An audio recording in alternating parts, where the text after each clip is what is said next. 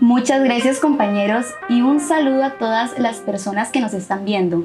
Y es que hoy tenemos una entrevista con don Hernán Elizondo Vargas, quien nos va a hablar hoy sobre su padre, el escritor Hernán Elizondo Arce, quien en 1950 obtuvo 3 medallas de oro en los Juegos Florales Internacionales. También es el primer costarricense en ganar el Premio Nacional Aquiles Echeverría en la categoría de novela. La Municipalidad de Esparza lo declaró ciudadano distinguido del cantón por su aporte a la educación y cultura nacional, y que también en el 2006 la editorial Costa Rica lo homenajeó como escritor consagrado. Una persona muy importante en el ámbito nacional.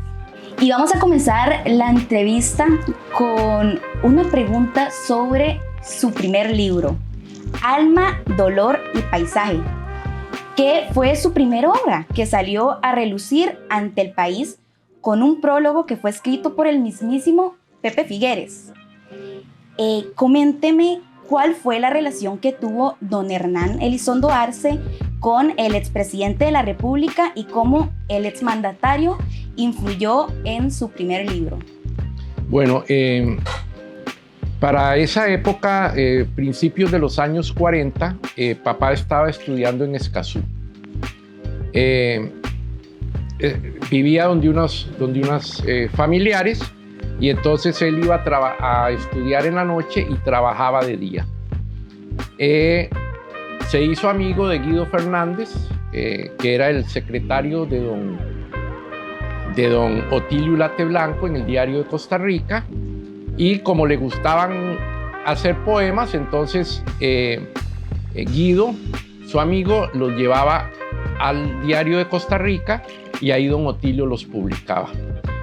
Mientras tanto, el agricultor empresario que era don Pepe, a él le llegaba el Diario de Costa Rica, La Lucha, él leía los poemas y entonces ahí fue conociendo al autor a través de las publicaciones en el Diario de Costa Rica. Incluso don Pepe le mandaba cartas dándole consejos y publicaba artículos sobre los poemas de papá en el Diario de Costa Rica. En la Semana Santa de 1945, don Pepe va a pasarla a Managua. Entonces, cuando va por Cañas, Guanacaste, se desvía hacia Tilarán. Ya papá estaba en Tilarán. Y entonces se va a visitar a mi papá para pedirle los poemas, ¿verdad? Entonces, un amigo de don Pepe, que había trabajado con él, don Domingo Flaqué, lo lleva a la casa de mi papá.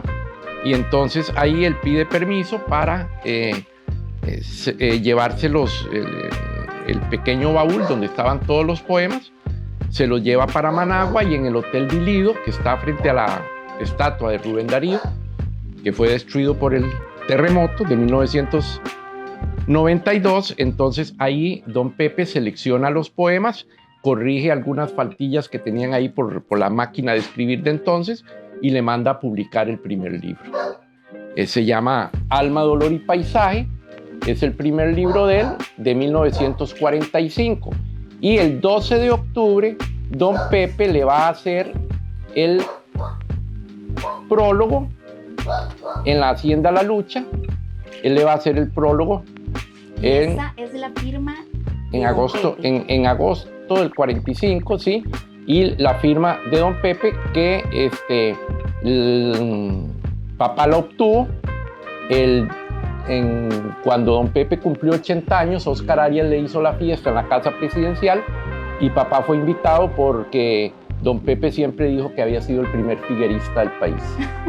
Interesante. Entonces ese día estaban invitados a la fiesta y entonces ahí papá aprovechó para que le firmara el libro, porque no lo teníamos firmado. Después, entonces, le regaló toda la edición. Bueno, el don Pepe repartió unos en la Biblioteca Nacional, donde correspondía, y le mandó a él la restante producción. Papá lo repartió entre todos los amigos de él. Ya después, 3 años después, viene la revolución. Ya unos eran amigos y los otros eran enemigos.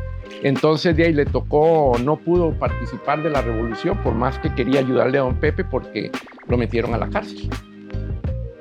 Los mariachis lo metieron a la cárcel.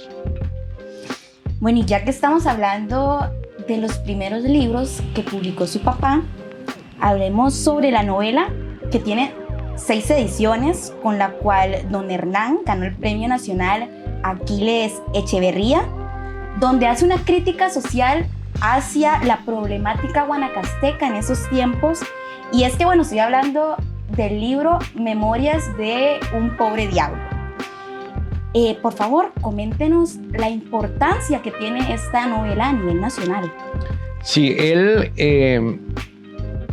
las vivencias que él pone en Memorias de un pobre diablo, las vivió a través de todo Guanacaste. A él le correspondió ayudar en la campaña, a dirigir la campaña de don Francisco Orlis Bolmarcich en Guanacaste, tanto la del 57-58 como la del 62-63 y 61-62, y eso le sirvió para recopilar toda, digamos, la problemática guanacasteca. Con eso hizo una serie de artículos que publicaba en los periódicos de Guanacaste.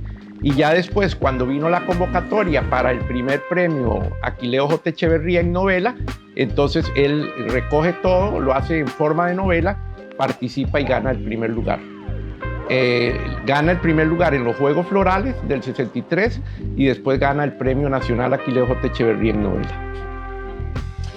Tengo entendido que don Hernán Elizondo Arce era sumamente rápido para plasmar relatos con papel y lápiz, pero ¿planificaba las historias al detalle antes de escribirlas o las dejaba surgir sobre la marcha?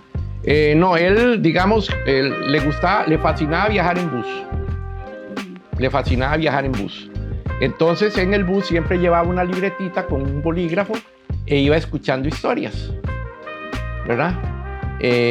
Iba escuchando historias, entonces él iba anotando frases de la gente, historias que muchas veces va contando la gente en el bus como en forma de desahogo, y entonces ahí iba agarrando material tanto para las novelas, para los poemas como para los artículos.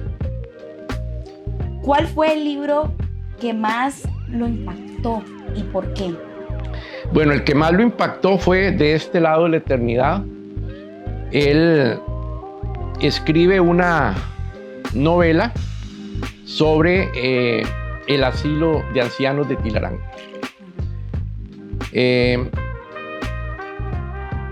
Cada personaje que está en el asilo, él lo va a retratar en la obra, basándose en personajes propios de ahí, que le contaban que estaban ahí, como de otros personajes que él incluye dentro del asilo. Y él hace toda la obra. La obra está instalada cerca de un cerrito. Cuando llegan a inaugurarla, uno de los ingenieros dice: yo no quisiera estar aquí el día de un terremoto. Y él al final de la obra va a destruir el asilo con un terremoto. Entonces ya, la obra fue publicada un año antes de que un incendio devorara el asilo con todos los viejitos. Entonces, para él fue un golpe muy duro saber que él los había matado un año antes, pero que efectivamente lo que él había previsto, si no fue un terremoto, la destrucción del asilo se dio con un incendio. A mí me tocó darle la noticia. Qué duro. Fue muy duro. Hay un libro que me gustó mucho que se llama El Santo, el Niño y el Mar. Y es que tiene una anécdota muy interesante con su portada. Por favor, coméntame de qué se trata.